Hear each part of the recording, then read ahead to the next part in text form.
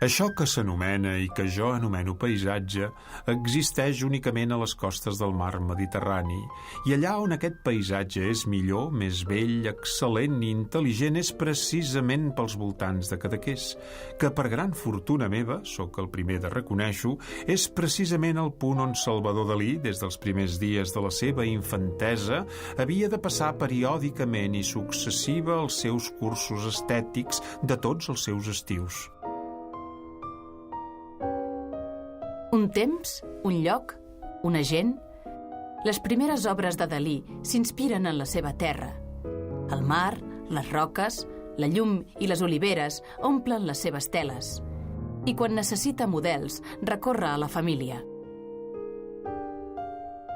La mare, la tieta i l'àvia posen amb paciència per al jove Salvador. Però serà la dida Llúcia, amb la seva esquena tendra i rodanxona, qui reapareixerà sovint en la seva obra, cada cop més sintètica i simbòlica. També el pare fa de model. Continuarà sortint en les obres de Dalí durant molt de temps, representat com a lleó o en la figura de Guillem Tell. La relació d'incomprensió entre pare i fill ja s'hi deixa entreveure. El meu pare va posar amb ma germana per un retrat al llapis. En l'expressió del seu rostre s'hi veuen els senyals de la patètica amargor que li havia causat la meva expulsió de l'Escuela de Belles Artes. La germana és Anna Maria, que serà la model favorita d'aquest període de joventut.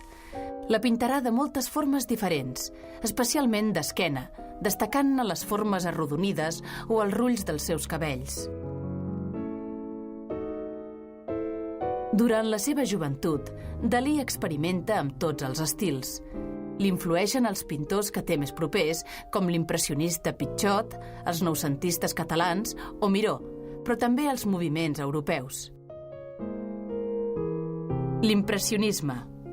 Les seves gruixudes i amorfes taques de pintura semblaven esquitxar la tela com per atzar.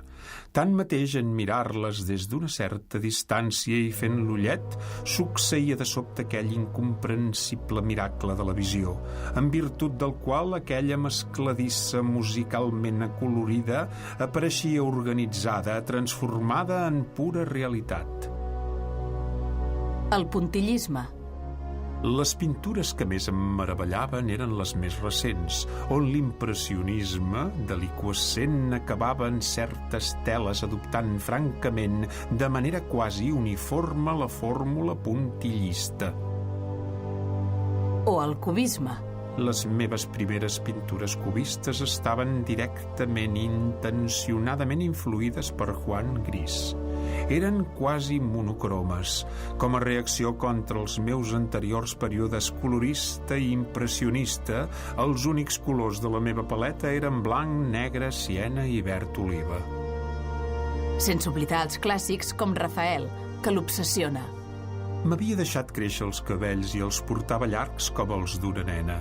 I tot mirant-me al mirall, amb freqüència adoptava la positura i l'aspecte melanconiós de Rafael, a qui hauria volgut assemblar-me al màxim possible. Però la influència principal d'aquell període és, sens dubte, la de Picasso. Dalí el visita a París. Durant 2 hores Picasso em mostrà pintures seves.